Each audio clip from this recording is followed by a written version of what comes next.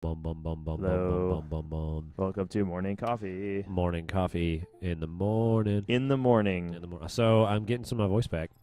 That's right. So that's nice. Oh man, we got too much Bioshock in my brain holes. You got it. Let's turn that down, please. It's down. Better. How's that? Yeah, it's better. Okay. I haven't checked the mix on these lately. Is it coming out better in terms of? I think so. We turned down the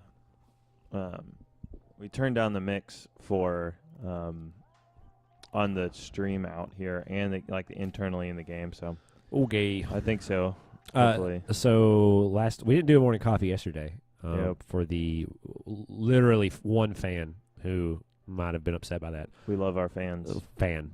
We love the fan. And oh no. we didn't do a morning coffee yesterday because internet was out, Comcast was down all over town for like 3 hours, and it's really hard to be a tech company when you don't have the internet. That is So really true. If our one fan happens to be affiliated with Google Fiber, get to Nashville. Stat. Do it, please, dear God. It's horrible. Just come here. Make it stop. Okay, so this is Morning Coffee, where we play a game and talk about GameWisp and talk about our plans for the day and where we are. And we do this every day except yesterday.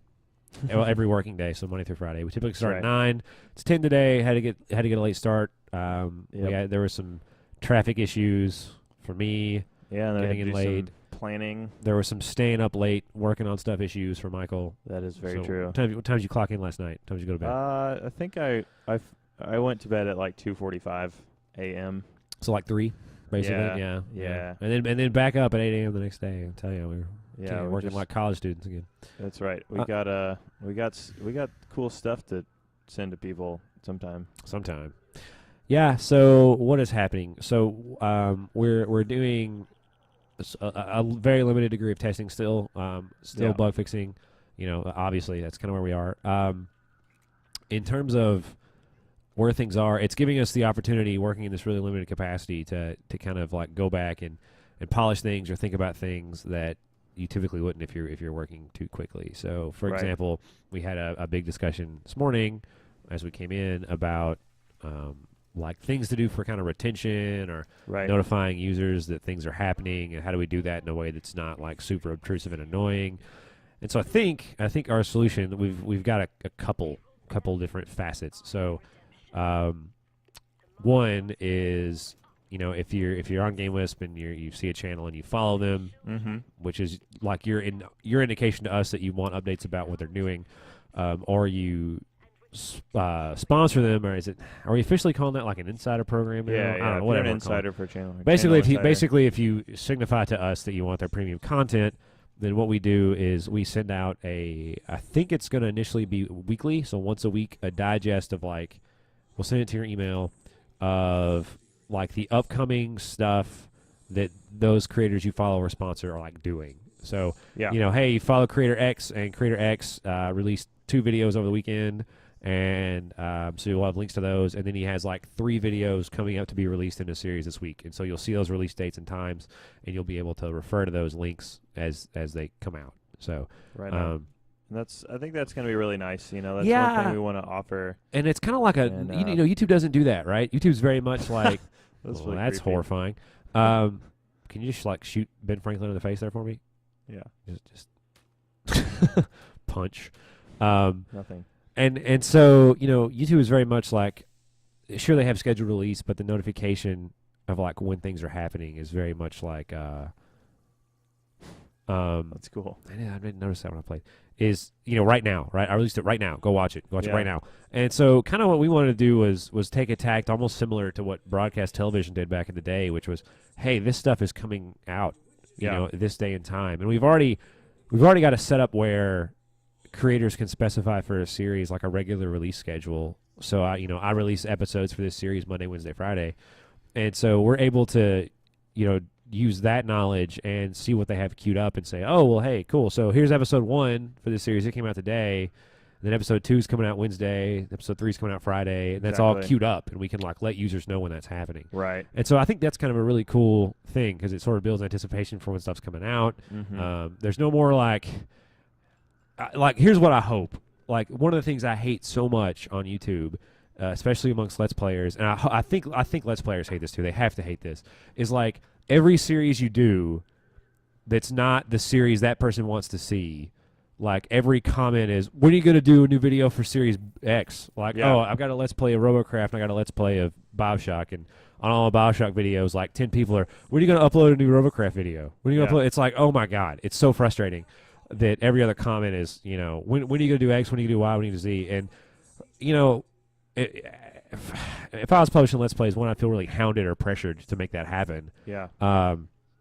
You know, and so in your mind, you know when you're going to release it. Maybe you've recorded the videos already. Maybe you've got them stacked up on your hard drive, or maybe they're timed for release on YouTube or whatever. And so it's like, why not just let people know through automated means when that's going to happen? And so we hope that, like, removes a lot of that just, like, cruft from the conversations you have to have with your viewers of your creator. You know, they can just know based on how you upload. So basically having a digest lets us do that. It lets your viewers know when stuff's going to happen without you having to tell them. Right. And I think that's really important. I also think that's really important. I think it's really important because, you know, we want to, like, upgrade the experience for content creators. Oh gosh. Well, it's on both sides of the coin, right? Like everybody wins. Like, you know, your viewers know when things are happening. You don't have to tell them when things are happening. Like it's that whole thread of conversation, in most cases, unless you're just not updating something regularly, just disappears. Right. It just goes away.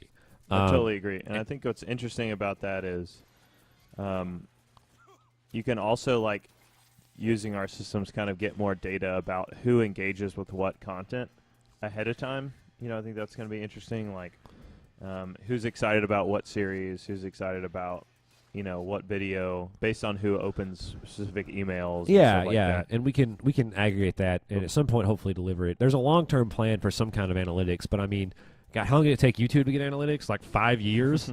So, you know, if we beat that, we're doing all right. That's right. You know, so that's one thing we're doing. The other, I've hinted, if for the one fan out there that's watching Morning Coffee regularly, I've hinted that with chat, we're gonna, like, bring it back in some capacity, right? And what it's still in the watch room, like the watch room's still a thing, but like we're gonna feature chat elsewhere on the page, on the site. And how we're gonna do that is kind of solidifying for us, but I don't want to let the cat out of the bag. However, suffice to say, we are going to make it possible to where if a creator is in some way engaging with a chat, then your fans can know about it. And so it's very much like what Twitch does, right? Like, oh, Bob just went live with, I don't know, Hand of Fate shenanigans on YouTube or Twitch, which is, like, I think totally just self-referenced Avok there, one of my favorite Let's Players. But anyway, so we want to, if you're in the chat and you're doing stuff, like, we want to give you the option to let, like, your fans know, so people that follow you, sponsor you, let them know that, like, you're there and you'll talk to them if they come. You know, and so that's probably going to be almost opt-in-y. Like, I don't want to send, you know, I can imagine a scenario where a creator's like, oh, I just want to sit in the chat, and if people are there, like, if they're just 10 people hanging out in my chat, like, I'm just going to drop in and, like, talk to them real quick. Like, I don't want to send out an email and have 1,000 people there or whatever. So I'll probably make it opt-in. Like, if you're a creator and you jump in the chat, there'll be a button you can click, and it just automatically emails everybody that you follow or sponsor and lets them know you're there. Great idea. Yeah, so that's kind of the approach I want to take with that. How chat is specifically going to be implemented and work, still leaving that as a blank. I know how it's going to work. Yeah. Marissa knows how it's going to work because she wrote it. I know how it's going to work. But you know, we're going to leave that up in the air a little bit for a while. Until we announce and release it. Yeah, until it's, like, official, right? So that's kind of where that is. So there'll be so to sum up, there's going to be a weekly email digest of new content, and there's also going to be kind of live email notifications if the creator wants to send them out when they're in the chat or interacting with their channel. We're also going to take that information and have it on the site so that, like, on your user profile page or whatever, you're going to have a list of, like, the newest content from people you follow or sponsor. This isn't a feed. I want to say that. I do not want to build a feed yet. Feeds are a pain. Yeah, we're not doing a feed. They're right time-consuming. We're doing, like, simple feed. Yeah, so the 90% solution there well, the problem you're solving is we want people to know when new stuff happens. Yeah. And so one way we can do that quickly is, well, on the user profile page or even the main page if you're logged in, we can show the newest stuff from the people you follow. You can look at that and say, oh, I've seen that already. I'm not going to go click on it. Or, oh, that's new. I'm going to watch it. And so it's not perfect, right? Like, and another solution would be to use a temporary data store like Redis or something and keep track of like things you had viewed or cache that so we could, like YouTube does. They have a watch thing that shows up over videos you've already seen or whatever. Yeah. So we could do that too. And I think we will. It'll come point. soon. Yeah, it's not going to be there like tomorrow, but it'll get there. It's going to have to. There's just so much functionality that you have to build around this idea that you really, one of the hardest things we do is prioritize what happens next, and so that's tough. And so our goal there is, when we try to decide what happens next, it's how can we do things. How can we make sure the thing that happens next is like unique or a better version of what somebody else is doing? Right. And in some cases you have to sacrifice there. It'd be like, well, we sacrifice notifying people, letting people know in the UI what they've watched already because we wanted this chat thing to be really cool. It's like it's the trade-off. It's how it happens. If I could afford to hire 1,000 developers, well, we'd be in much better shape. But this is the trade-off. Wouldn't we all? So yeah, I mean, it being the site in general is turning into something I'm really excited about. Like, you work on something for a long time and you just see so many holes and missing pieces and kludgy parts, and it finally, when it comes together and you bring in all the branches of your developers and you test it and things work and things function like they're supposed to, it's really exciting. And so it's good to see it come together. And I honestly believe it's the thing that solves some of the biggest problems for people that are really pushing out a lot of YouTube content right now. Yeah, I totally agree.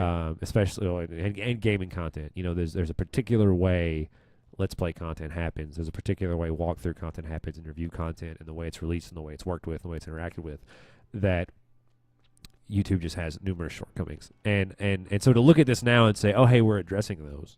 Like we're definitely solving those problems now, is really, really, really cool to see after all this time. So hopefully people will think that.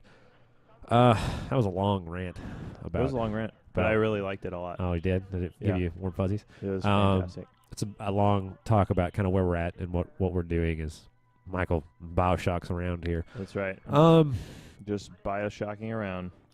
Yeah, and so we're still internal testing, very, very, very super limited external testing, and we're going to be out of that, I think, really soon. There's been a few of you guys who may be watching this that have expressed an interest in being a tester. You'll probably get an email today from Andrew along the lines of, we're going to open it up soon. We found a few bugs, and we want to get those fixed before we give to you, because the more known problems we fixed, the more unknown problems you'll find. It's kind of where we're at on that. So that's where we're at right now, and it's super close. And we're so close. I wish I could tell you, like, oh, it'll definitely be in the hands of like 10 or a half dozen testers by Friday, but it could be Thursday, it could be Monday. It's like any day now is kind of where we're at. Yeah, we've talked about that a little bit, just about how any day this is right now. Yeah, we said it a few times. We've done, we've learned a lot about releasing stuff that's complete and good and even great, and so versus just getting it out the door. And so we're spending a lot of time just trying to make sure that things are really great, and we're very close to that. We have a high standard for ourselves, and I feel like it gets higher every time we put something out. And so we just got a couple more passes to do. Of small problems that are a little harder than others, but others that are real easy. So it's just kind of a mix, but we're going to be working on a lot of that today. There's a balance to it too, right? Common startup parlance, or even agile development parlance is kind of like, just get something out and see if it's right, see if it solves the problem, and I think that's such a loaded statement. Like, yes, there's you should get something out and you should have people using things as quickly as possible, but quick is relative. Yeah. Like, talk about building something that's a functional equivalent to YouTube. It took years to build YouTube. What's quick? It's relative. Is it a week? Is it 6 months? Is it 8 months? Is it 2 weeks? And so like I think it's really important as a developer to, if there's any developers out there that'll ever even hear this, or as someone who's expecting a developed product, so there's how we apply to more people, is you have to understand that like there's a lot of relativity in that. Like I can't deliver, like I want to deliver something that solves a problem and find out how it solves that problem and how I can make it better, but first it has to function. Right? It has to solve the problem, and since our problem is sort of a complex one, it means that the baseline product is more complex. It's more complex. And that time, that time taken to solve a problem will vary for any project you're doing. You look at the original Facebook, right? It was a social network, and Mark Zuckerberg made it in 3 weeks, and it solved the problem. Great. That was his overhead. It took him 3 weeks to make that. Yeah. As it was then, and look what it's turned into now, right? So, and I have no doubt that GameWisp will go in the same direction. Like, it'll do more, it'll do it better, and it'll respond to the needs of the people that use it. But before we can put it confidently in anybody's hands, like, it has to be fully functional and operational and work. And there are a lot of features that are on the cutting room floor, but there are a lot more that got put in, and they have to be functional. And so that's where we are. For sure. I don't know. I struggle.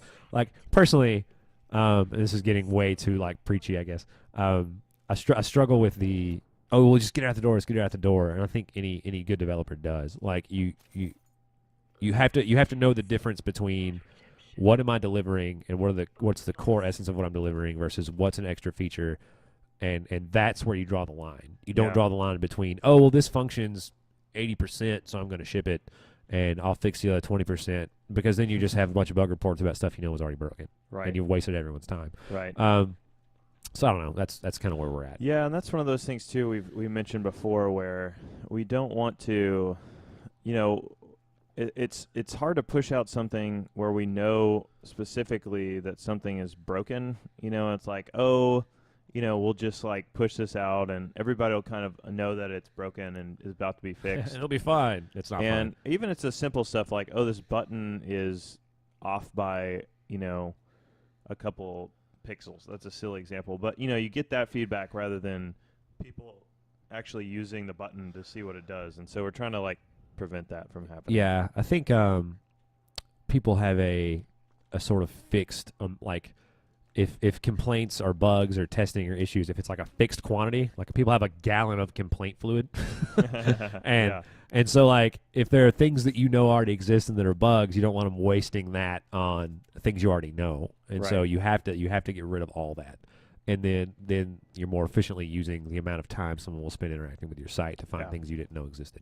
Absolutely. So, fun little rant / diatribe there, and absolutely. When we released the Watchroom, we did the same thing, right? Like, things worked eventually, kind of. It works great now. It took time, but I don't like that release experience. Yeah. I don't like it not doing what it should be doing. I don't know. Anyway, I'm just totally agree. That 18-minute rant about releasing software and a final TLDR. It's coming out soon. Yeah, that's exactly right. That's the bullet point. And we'll be working hard today. As we do. And, specifically today, I've got a couple bugs left to fix on our big old list of bugs. I think we're going to implement the email digesty stuff over the next day or two, which we'll probably release to creators without that, because, that's more of a user-facing feature, and we're interested in what creators' thoughts are now. Right. So that can start now, but kind of be released iteratively over the next few days. Yeah, and that's the nice thing about where we're at. We've got a couple folks focusing firmly on bug fixes, and then we've got another person or two working on plowing forward new features. And I think Michael's going to work on some sort of latent Azure infrastructure bugs. Azure. Mm-hmm. So Michael's tightening that up, and there we are. And I'm taking the opportunity that I'm in there fixing some bugs with the video related and coding related stuff, and just like shoring that stuff up and learning from what we've seen so far with encoding. How do we make it faster? How do we make the quality better? We've got some cool ideas around that too that we don't need to go into now, but around specifically encoding based on what type of game it is and some Yeah. other stuff like that. What we've noticed, and what people, what I'm sure every Let's Player in the world knows if they've Let's Played a bunch of games, is that different games sort of have a different optimality for encoding, right? Like we can record a game where there's not a lot of static movement. We can do that with like an ultra fast setting and get it out the door really quick. But a game like BioShock, we can't really encode that way. There's a lot of movement. There's a lot going on. It might be really pixely and blurry, even in 1080p. And so it's like, okay, well, can we leverage our knowledge of the game to make encoding better so it's optimal? So like, I only play puzzle games, so maybe there's not a lot of animation or whatever. So all my stuff can encode in 1080p in like 15 minutes. Versus I play a lot of first-person shooters and things that have high amounts of fluidity and graphical fidelity, and so my stuff takes longer. But it's knowing that, because I think it's more important to know that and leverage what the game is and have like a one-size-fits-all encoding standard, which is what we have now. We might have for a while we suss that system out, but it'll save us cycles, it'll save creators time, it'll get stuff out the door faster. Yeah, sounds good. So well, I think that about sums it up for today. Yeah, 20 minutes of morning coffee, and we're good to go. That's right on. So we'll catch you up tomorrow with our next update. But thanks for joining us today. Really enjoyed talking to you. Feel free to like our Twitch channel. Check us out on YouTube at youtube.com/GameWisp. And where this video will appear for now. Yeah, that's right. And, come join us on Twitch every morning, twitch.tv/GameWisp. And comment, ask us questions. We'd love to hang out with you and answer any questions you may have. So That's got it. All right. See you guys. See ya.